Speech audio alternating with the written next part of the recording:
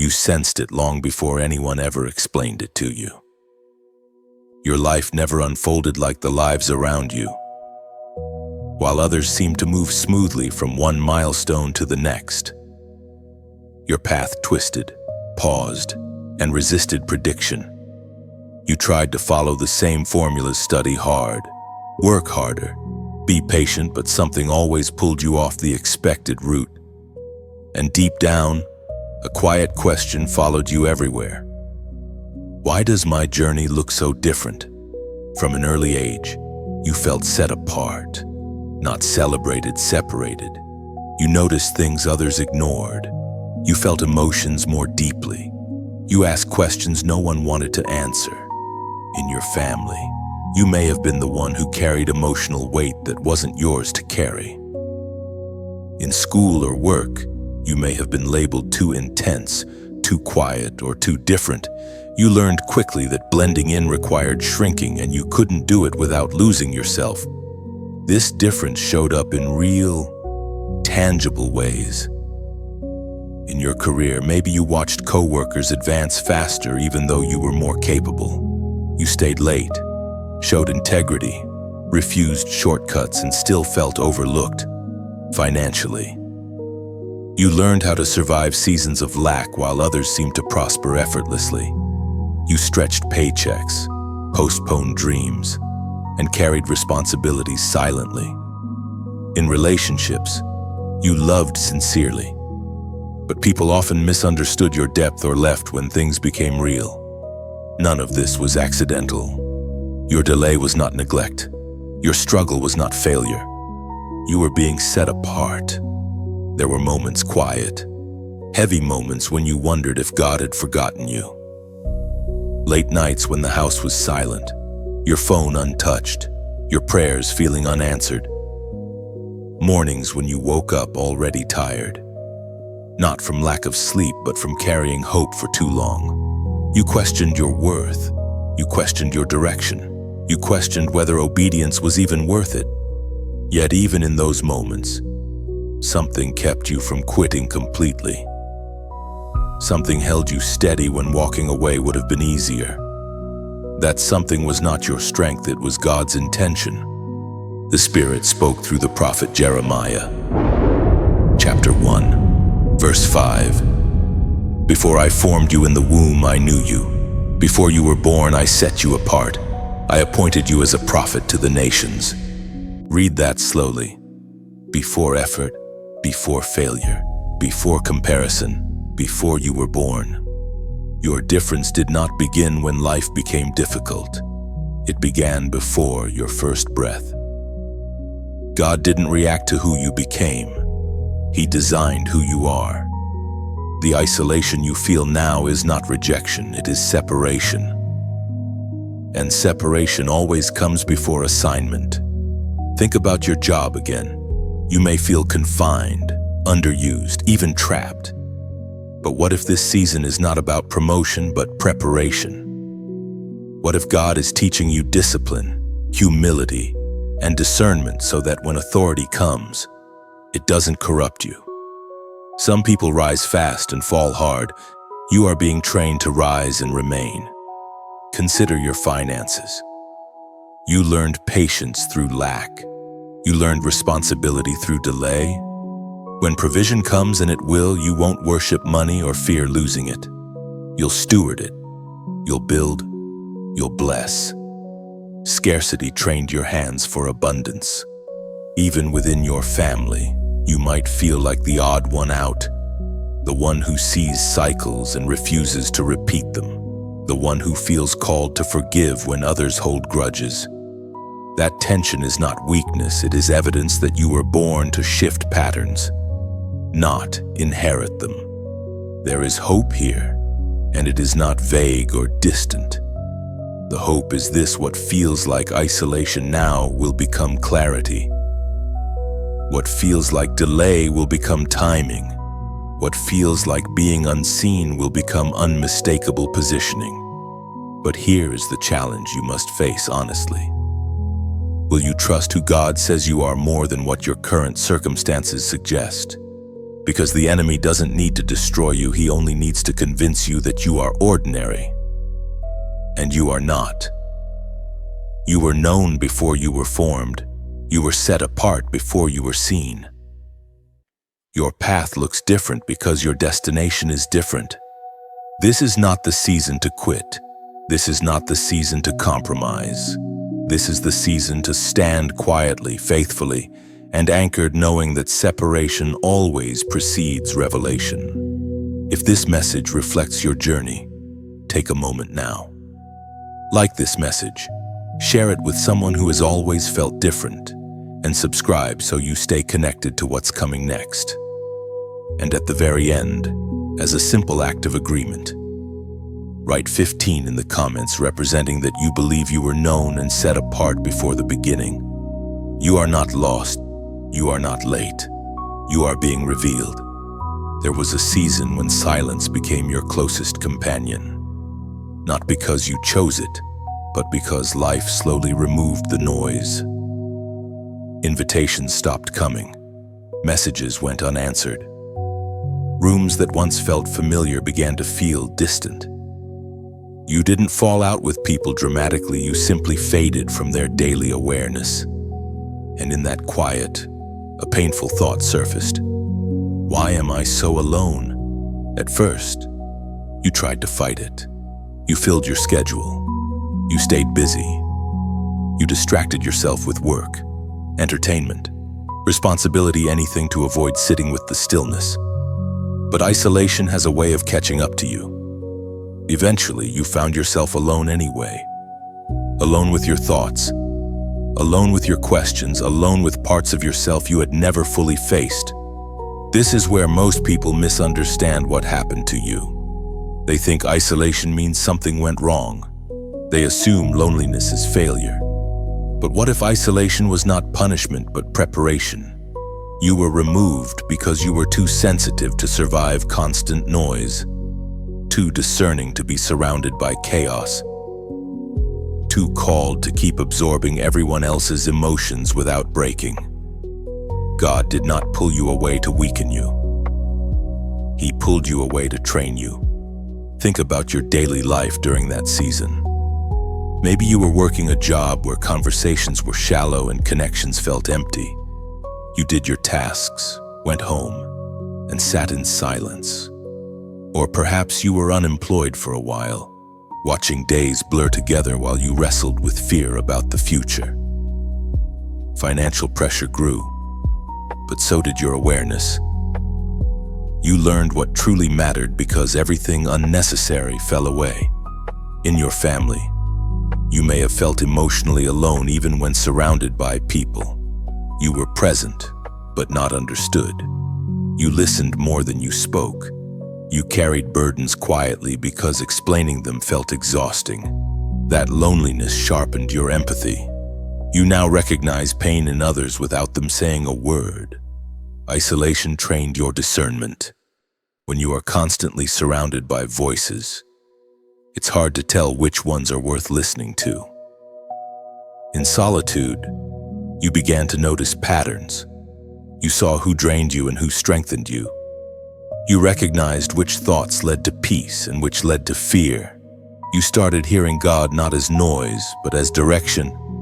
There were days when isolation felt heavy, days when time moved slowly and motivation disappeared. You questioned your value. You wondered if you had been forgotten. But beneath that discomfort, something deeper was forming stability. People who are never alone often collapse when applause disappears.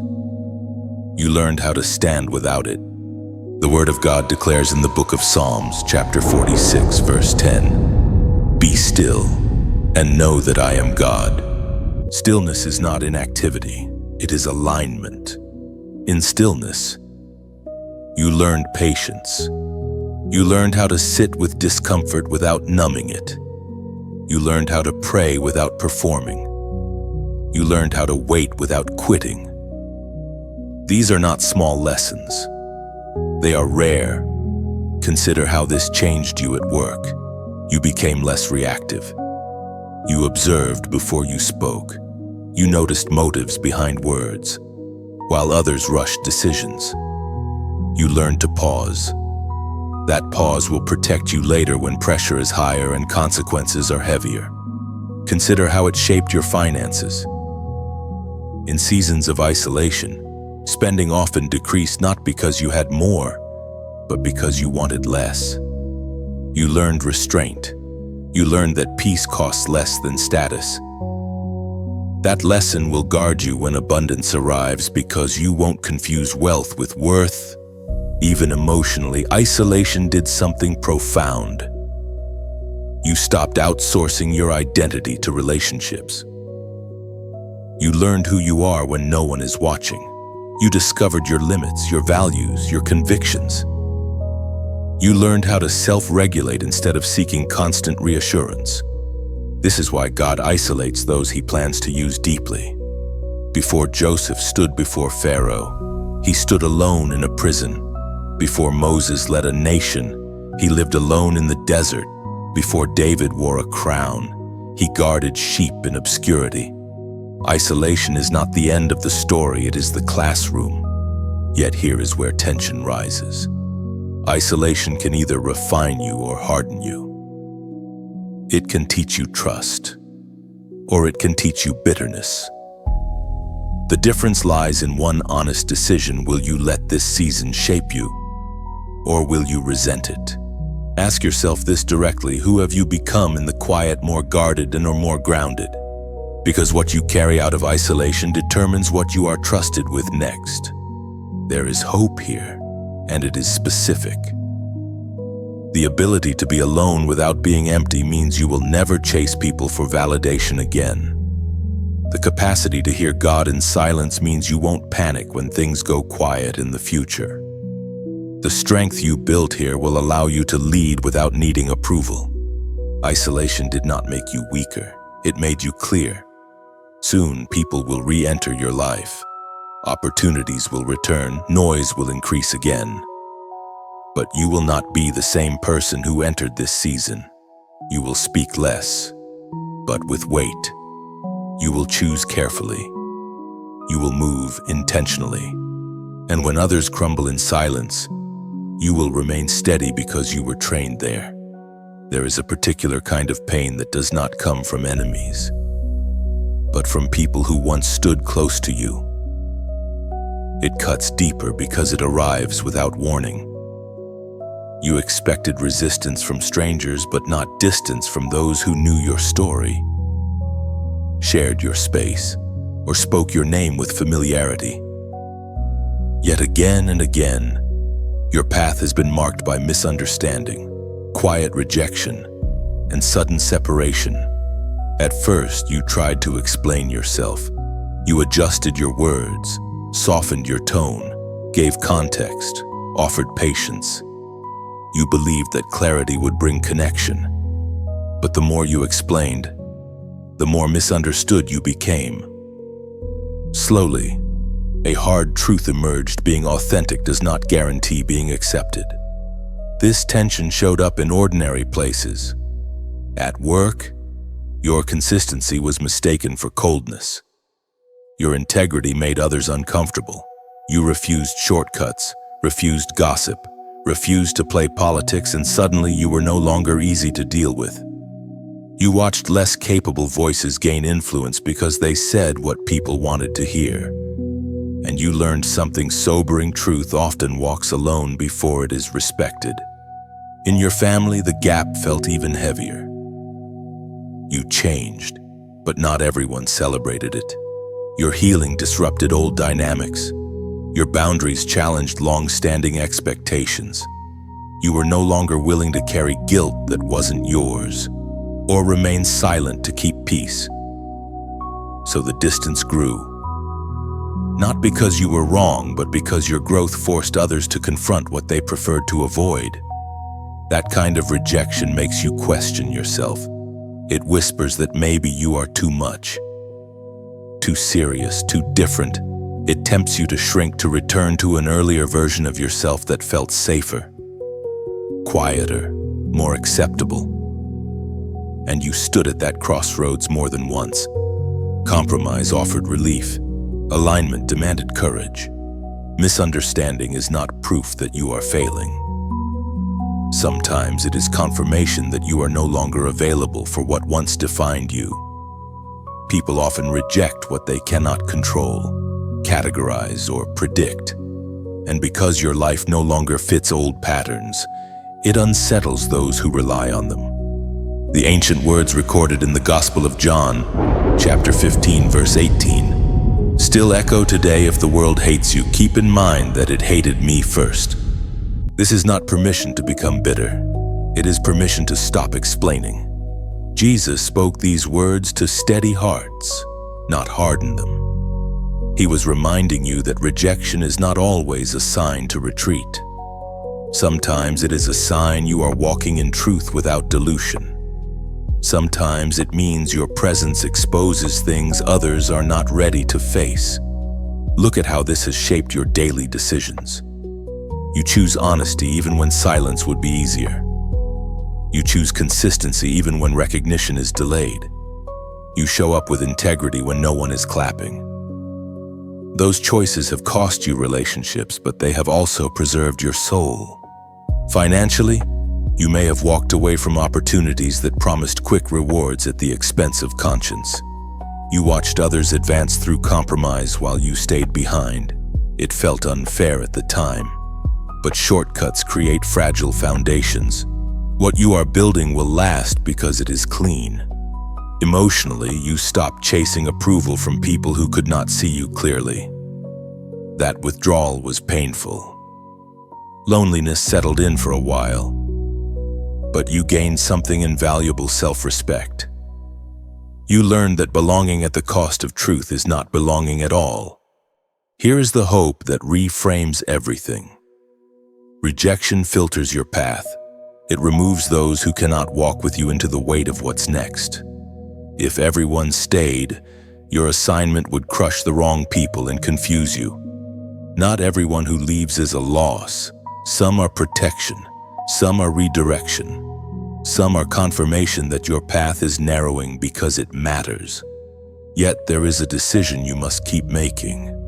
Again and again will you continue to stand even when standing sets you apart, because the pressure will return. The temptation to soften your convictions, the urge to explain yourself into exhaustion, the desire to be understood more than to be aligned. And every time, you will face the same quiet choice. This is where I ask you to respond, not loudly, not publicly for performance, but intentionally. In the comments, write this short phrase: set apart, standing. This is more than words. It is a declaration that you accept being different without becoming defensive. It means you choose to stand firm without needing to be understood. It means you recognize that separation is not abandonment, it is positioning. When you write it, you are acknowledging something true about your journey. You were never meant to be carried by the crowd. You were meant to stand when others step back, to remain when others retreat, to hold truth steady when it becomes inconvenient. You are not here to be easily explained. You are not here to be universally accepted. You are here to be faithful, especially when it costs. And in time, those who are meant to recognize you will not need explanations. They will recognize the weight you carry.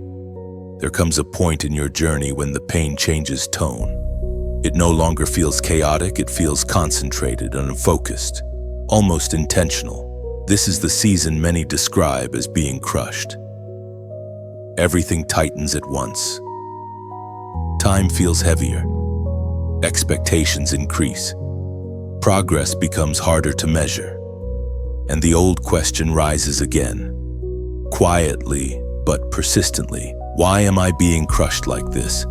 But that question no longer serves who you are becoming. The question that unlocks this season is different. What is being formed in me right now? Crushing is not random force. Crushing is pressure with design. Look at how this shows up in ordinary life. At work, responsibilities increase, but clarity does not. You are asked to lead without authority, deliver without resources, remain calm without reassurance. Mistakes feel more expensive. Silence feels louder. You wonder if you are failing or being shaped. In finances, margins shrink. You think twice before spending. Every decision carries weight. In relationships, surface-level connections fall away. Only what is honest survives the pressure. This is not collapse, this is compression. And compression always creates density. Here is the first practical instruction for this season. Stop asking emotional questions that lead nowhere. Why me exhausts you without teaching you anything. Instead, ask formative questions. What habit is being refined? What strength is being forged?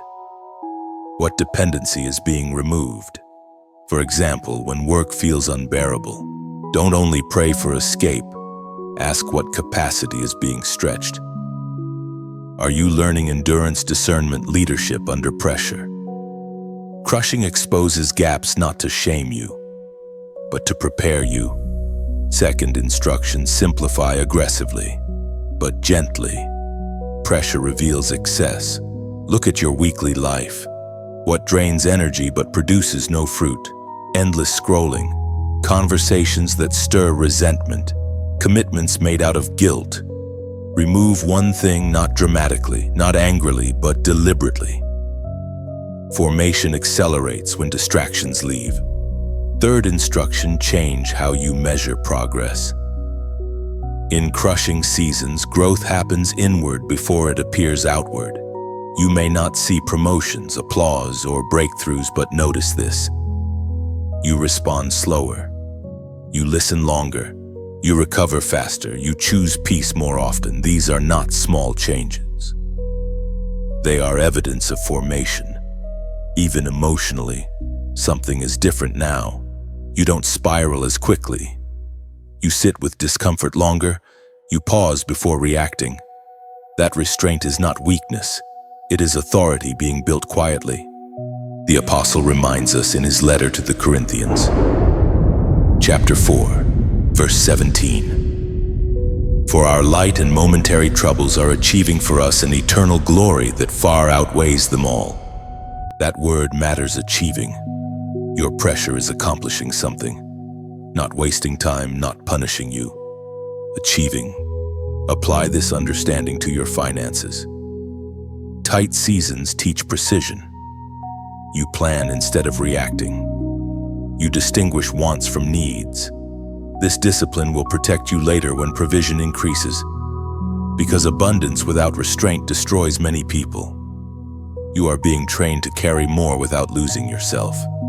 Apply it to family and relationships.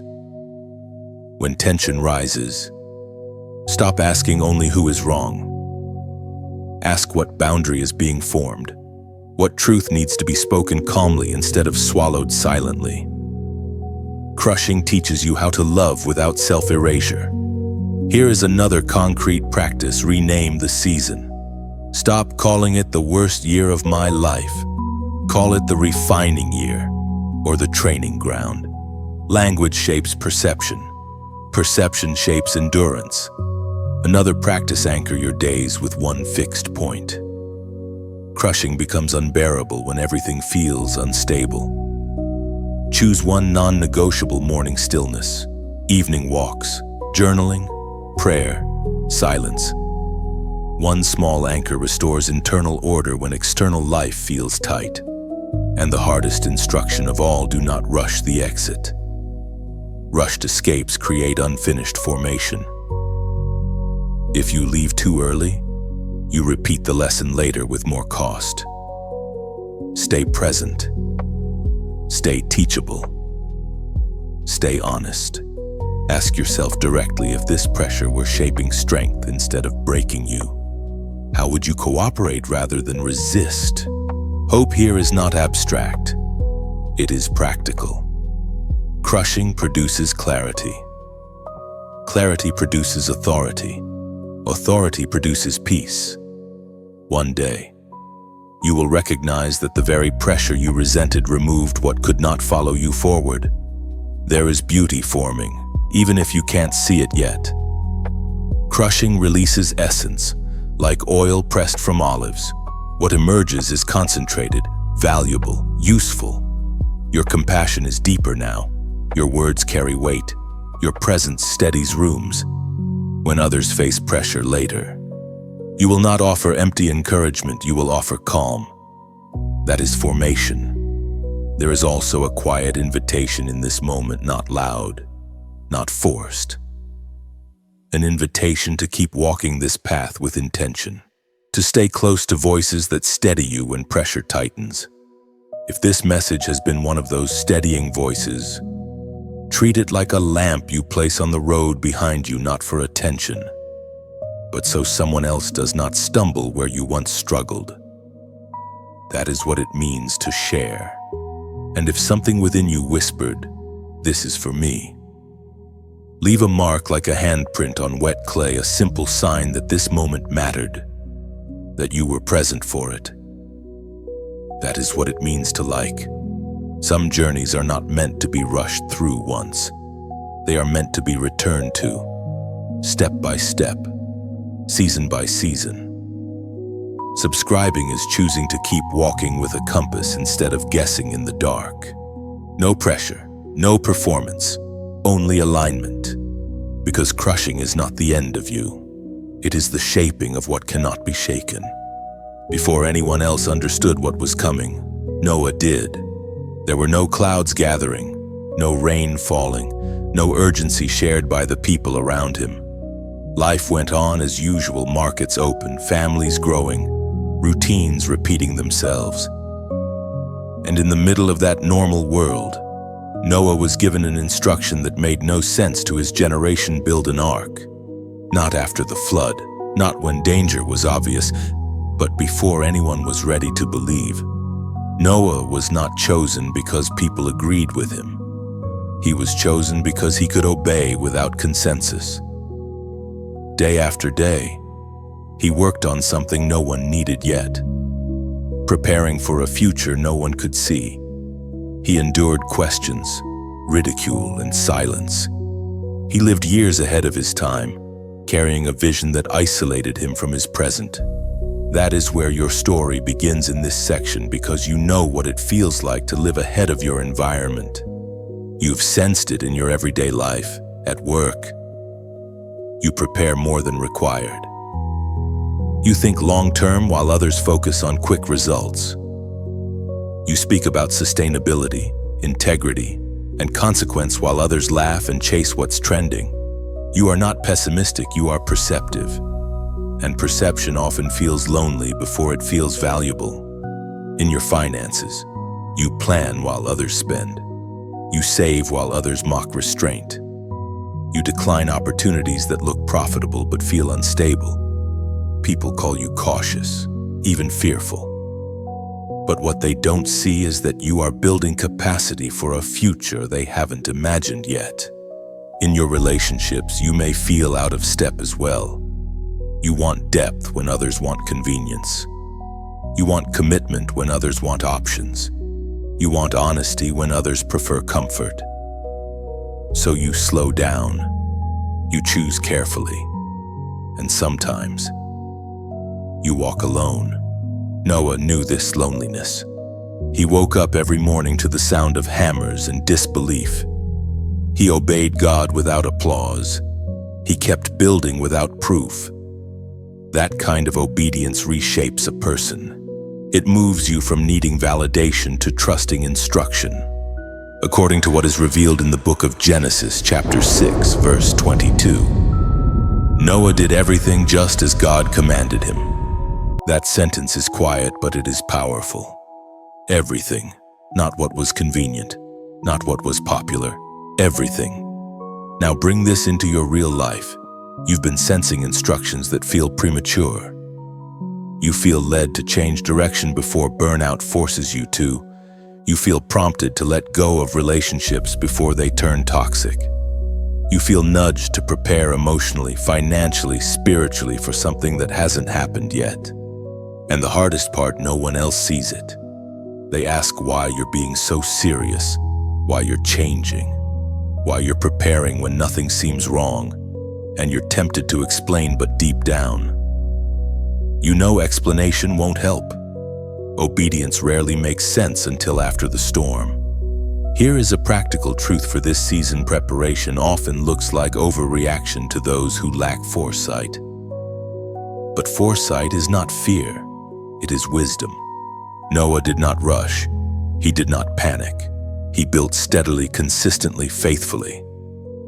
That teaches you something critical. You don't need urgency. You need alignment. One obedient step repeated daily builds protection over time.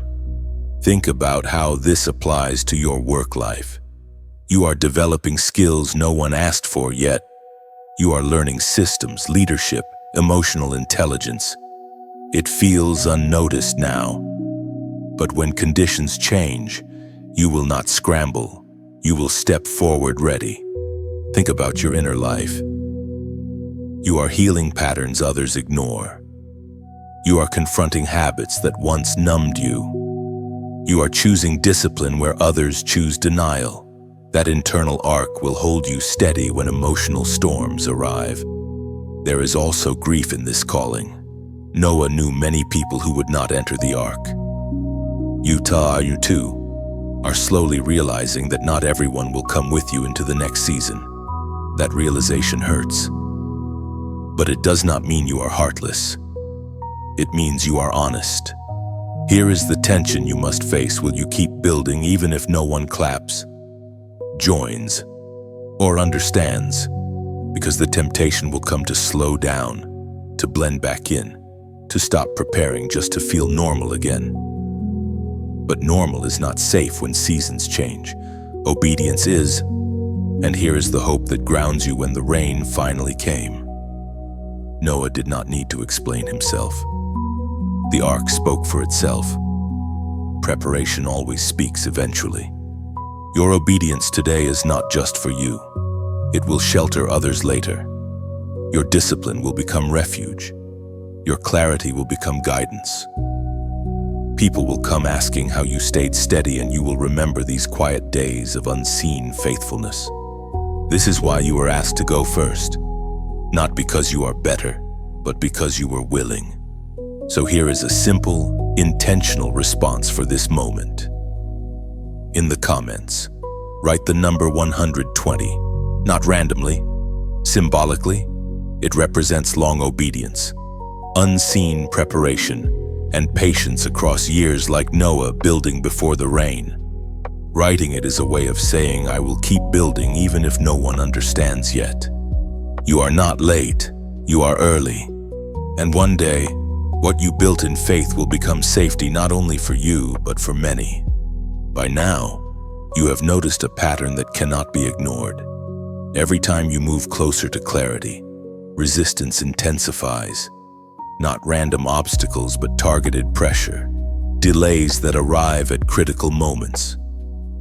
Doubt that speaks louder right before decisions. Temptations that offer shortcuts just as endurance is required. This is not coincidence. This is alignment meeting opposition. Resistance is not a detour, it is a signpost. Most people assume that when things get harder, they must be doing something wrong. But you are learning a deeper truth. Resistance often appears because you are doing something right. When you were drifting, there was little friction. When you were conforming, life felt smoother.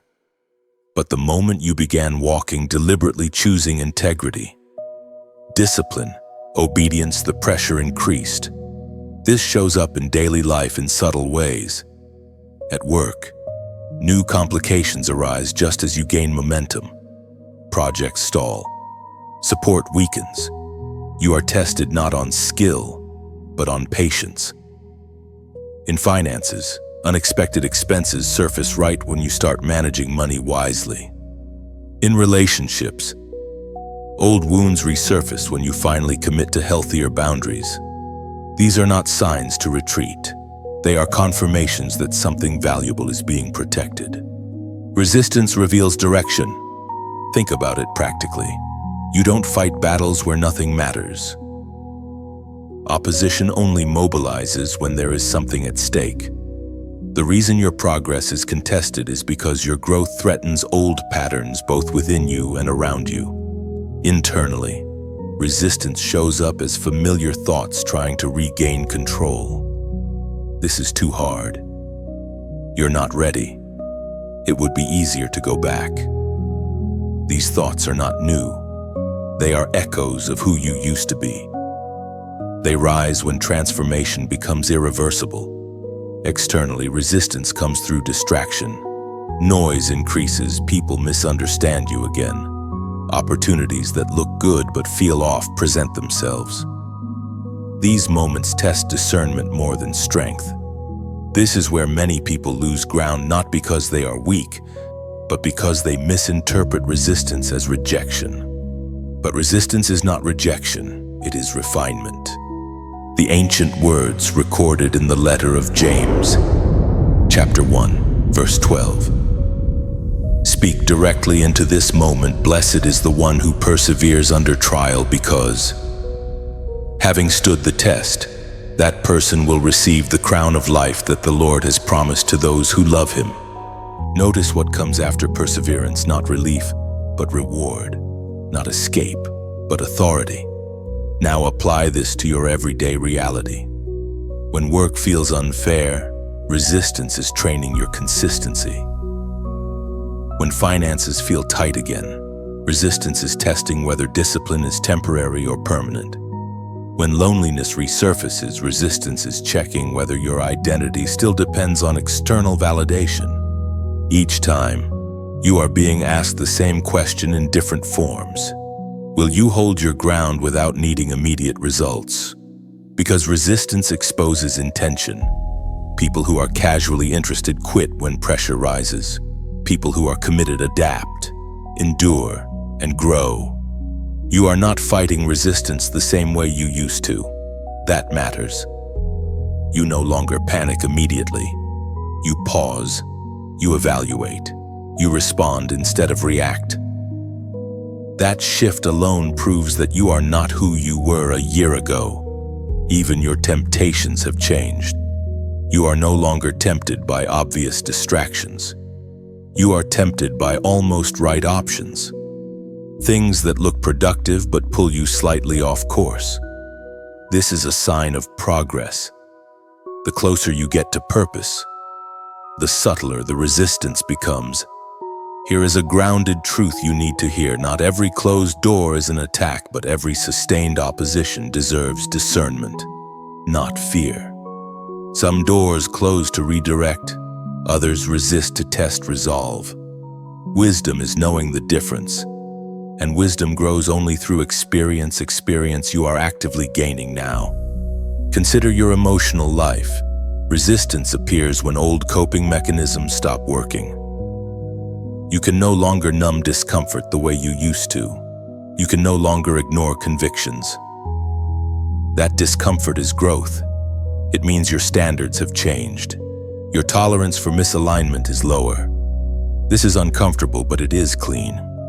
Consider your relationships. You may feel friction simply because you are no longer feeding dysfunction. When you stop participating in unhealthy dynamics, resistance rises. Silence replaces familiarity, but peace replaces chaos. That exchange is worth it. Here is the quiet assurance that steadies you. Resistance has an expiration date. It cannot follow you forever. It exists to shape you for the next level, not to destroy you. Once the lesson is integrated, the pressure shifts. You are not meant to fight endlessly. You are meant to stand faithfully until formation is complete. Ask yourself honestly, are you interpreting resistance as a warning or as confirmation that you are still moving forward? Because how you interpret resistance determines whether you shrink or mature. There is strength settling into you now. A calm that does not rush outcome. A steadiness that does not depend on ease. You are learning that progress does not always feel like momentum. It often feels like holding ground under pressure. And one day, you will look back and recognize this season clearly. you will see that resistance did not block you. It refined you. It clarified your priorities. It filtered distractions. It revealed who you are when comfort is removed. You are not being opposed because you are weak. You are being opposed because you are aligned. And alignment always attracts resistance right before release. There comes a moment when the struggle quiets, not because everything is solved, but because you are no longer arguing with who you are. The noise that once followed you fades into distance. The urgency to prove, explain, or defend dissolves. What remains is a steady awareness you were never meant to arrive quietly. You were meant to arrive ready. You are standing now at the edge of visibility. Not the kind that seeks attention, but the kind that cannot be hidden anymore. For a long time, your life unfolded underground, roots growing where no one applauded, strength forming where no one affirmed. You carried weight without recognition. You obeyed without reassurance. You walked seasons where the only witness was God Himself. And now something is shifting, not suddenly, not loudly, but unmistakably. You are no longer becoming, you are emerging. This emergence does not feel dramatic.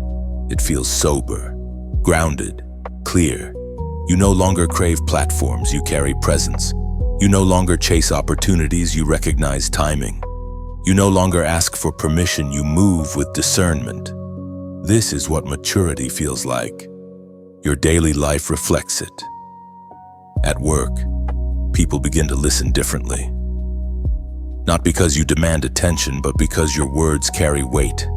You speak less, but what you say lands. In finances, you make decisions with peace instead of panic. You are no longer driven by fear of lack, but guided by wisdom. In relationships, you no longer overextend. You love freely, but you do not abandon yourself to be understood. You have become trustworthy with truth, with responsibility, with influence. And heaven responds to that, as the prophet wrote in the scroll of Habakkuk, chapter 2, verse 3. For the revelation awaits an appointed time. It speaks of the end and will not prove false. Though it linger, wait for it. It will certainly come and will not delay. That promise was never about speed. It was about precision. Your life was delayed so it could be aligned. What is unfolding now does not need your anxiety to accelerate it. It needs your steadiness to sustain it.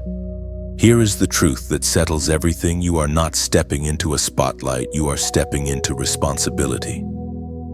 Visibility is not a reward, it is a test of stewardship. And you have been prepared for it in ways few people ever are. That is why your journey looked different. You were taught how to stand alone so you would not be corrupted by crowds.